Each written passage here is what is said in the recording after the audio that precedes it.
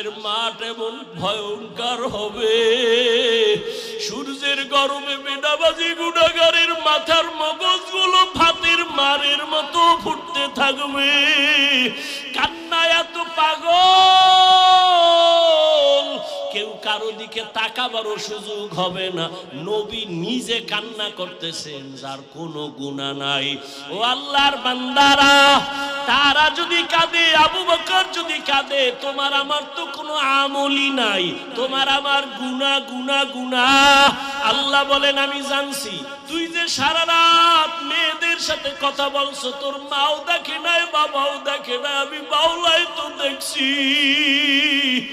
ও বান্দা, তোর আব্বুরে তুই চিনলি আর মায়া কইরা ডাকলি, তোর আম্মুকে চিনছো, তোর আম্মুরে মায়া কইরা তুই ডাকছো। ওরে তোরে তো তোর আম্মু বানায় নাই, তোর আব্বু বানায় নাই, বানাইছি তো তোরে আমি।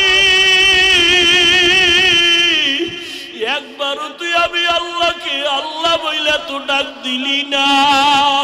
ওরে আমার অন্যায় কি বল, তুই আব্বু কইয়া ডাকো, আম্মু বলে ডাকো, আমি আল্লাহরে কেন একবার ডাক দাও না? ও গুনাহগারেরা, জবান খুলে একবার ডাক দাও, আল্লাহ আমার মাওলারে ভুইলা কই যাও রে বাবা। রহমতের নবী বলেন, ও আয়েশা, উম্মতেরা বেকারার হইয়া যখন আমার কাছে যাবে, আম্মা জান আয়েশা বলতেছেন, নবী আপনি তখন কোথায় থাকবেন?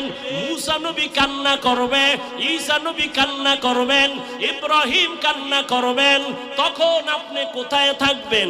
নবী বলেন, ও আয়েশা, আমি মাকামে মাহমুদে আমার রবের কুদরতের সামনে সিজদায় পড়ে কান্না করব।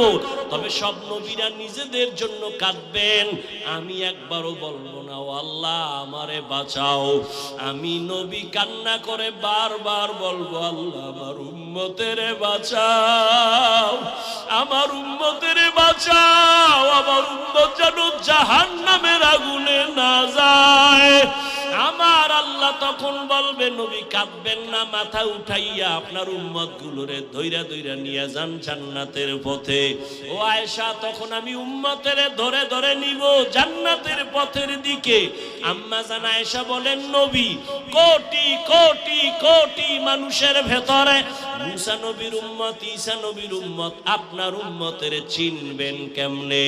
নবী বলেন, ও আয়েশা, আমার আশিক উম্মতেরা যারা ওযু বানাইয়া 5 বেলার নামাজ আদায় করবে, কিয়ামতের ময়দানে তাদের ওযুর জায়গাগুলো নূরের আলোতে ঝলমল করতে থাকবে। আমি নবী দেখে দেখে হাউজে কাউসারের সামনে লাইনে দাঁড় করাইয়া, আমি নবী নিজের হাতে কাউসারের পানি দেব পেয়ালা ভরে ভরে, আমার উম্মত পান করিয়া জান্নাতের গেইটে গিয়া বসবে। হঠাৎ লাইনে এখনো উম্মত বাকি, একটা পর্দা পড়ে যাবে মাঝখানে।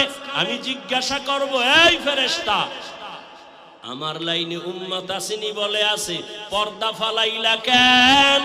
নবীজিকে তখন ফেরেশতারা বলবেন, ইয়া রাসূলুল্লাহ, এই উম্মত গুলো আপনার ভেজাল উম্মত, আপনি দুনিয়া থেকে বিদায়ের পরে এরা সুন্নত জবাই করছে, নিজেও নামাজ পড়ে নাই, অন্য নামাজ পড়তো তাও পছন্দ করে নাই, নিজেও দাড়ি রাখে নাই, অন্য দাড়ি রাখলে তাও পছন্দ করে নাই, নিজেও হালাল খায় নাই, অন্য হালাল খাইলে তাও পছন্দ করে নাই, নিজেও পর্দা করে নাই, অন্য পর্দা করতো তাও পছন্দ করে নাই।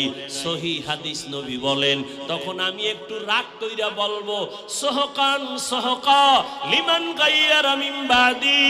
নবী বলবে, দূর হইয়া যা, আমি তোমাদের উম্মত বলে স্বীকার করে নিব না। ওরে বেনামাজি আর গুনাহগারকে আমার আল্লাহ কুদরতি ভাবে আওয়াজ দিয়া বলবেন, ও জাহান্নামের ফেরেশতারা, এই বেনামাজি গুনাহগার গুলোরে জাহান্নামের শিকল লাগাইয়া ধরো। আর যখন আল্লাহর অর্ডার হয়ে যাবে, ফেরেশতারা ধরবে। ওয়াসিকাল্লাযিনা কাফারু ইলা জাহান্নামা যুমারা হাত্তা ইযা জাউহা ফুতিহাত আবওয়াবুহা ওয়া ক্বাল। দুই জিনিস হেফাজতের প্রথম হলো জবানের হেফাজত করো, কন্ট্রোল করো। দুই জিনিসের দ্বিতীয় হলো লজ্জাস্থানের হেফাজত করো।